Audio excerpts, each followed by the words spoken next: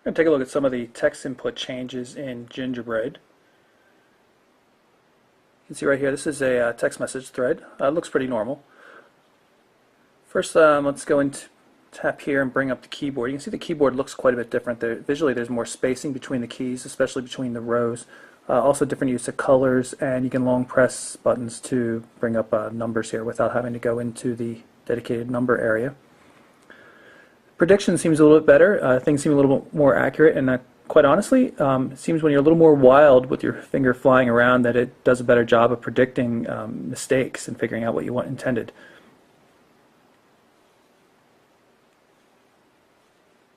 So this is a quick reply. I'm going to intentionally misspell reply here, so you can see that it's bolded the text reply there, even though I typed RWPLY, and I can double tap to get the space. Now, one of the new features here is that you can simply tap on a word to get back to the editing of it. You can see if I had really meant to type in RWPLY, I could just tap that there. Same thing with quick. You can see other words, so it was trying to predict and save some effort here, with contractions and things like that. It's really kind of cool.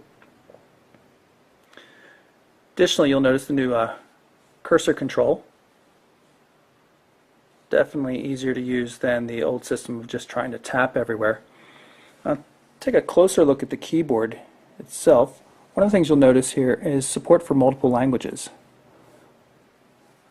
Just to give you a quick, obvious difference here, notice the positioning of the Z and Y. The Germans use a QWERTY Z layout keyboard as opposed to the QWERTY layout we use. So I can quickly switch between German and English dictionaries just by long pressing and then swiping on the spacebar. So now the Y is back up there and the Z is back there, which is pretty cool. You'll find the microphone for speech inputs there still, but things look a little bit different. This is a test message, just like we expected. Works pretty well. You'll notice it says you can put punctuation in there too, so let's try that. This is another test message, period. The landscape keyboard has gotten a similar treatment visually. Everything works the same way.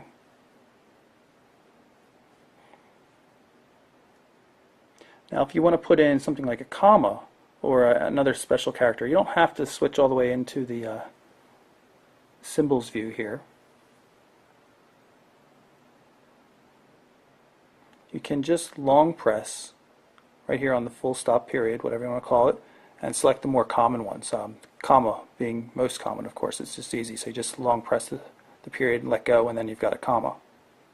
And of course that works equally well in the portrait mode. So now that we've seen the virtual keyboard and everything, let's take a look at some of the copy and paste functionality. First of all, in the messaging app here, all you can do is copy the entire text of the message. You can't just select and copy particular parts.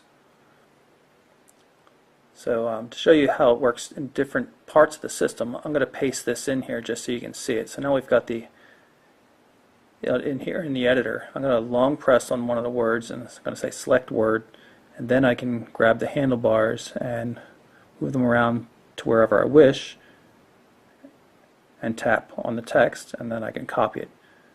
And you can see if I do a select all, erase it, and then paste, we'll have just that one part I selected. Now if we're in a different part of the system, such as an email reader or say the web browser, you just long press on a word and it'll select and bring up the handlebars, and then you can drag them out to wherever you want, up or down, left and right, and tap to copy. So which is completely different than when you're inside the editor, which is again completely different from when you're trying to get text from a text message. In all cases though, when you want to paste the text, you long press on the text input box and then hit paste. There's a much needed new feature that's been added to the Google search system here. Now we start typing in something. I'm going to type in, I don't know, cell phone, and you'll see some of the entries down here have little pencil marks here. So what you can do is, instead of just tapping here and immediately being sent to cell phone reviews, I can tap here and then add something to it, say Motorola.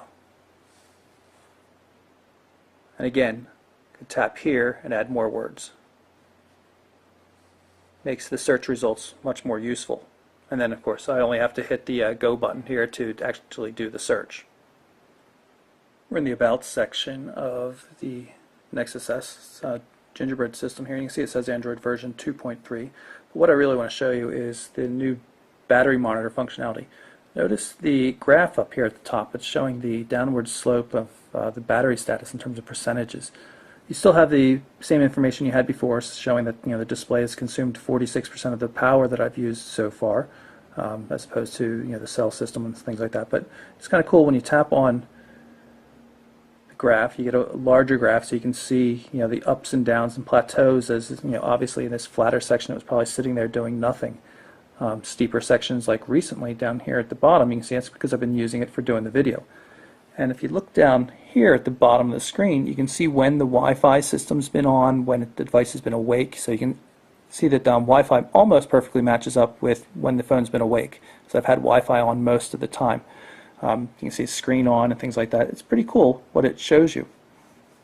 Definitely more useful than the system in the prior versions. Going to long press on the home button here and bring up the recent apps and show you the new Downloads app, which is now found in the main menu, and it gives you quick access to everything you've downloaded through the web browser and such.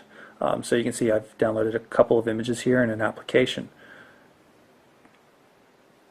Just mark a couple and then I can delete them, get rid of those images I was just using for demo purposes, but I am going to install that beta of Touchdown. So that's some of what you can expect to see when you get your hands on Gingerbread Android version 2.3. I'm Michael Orrell for MobileBurn.com.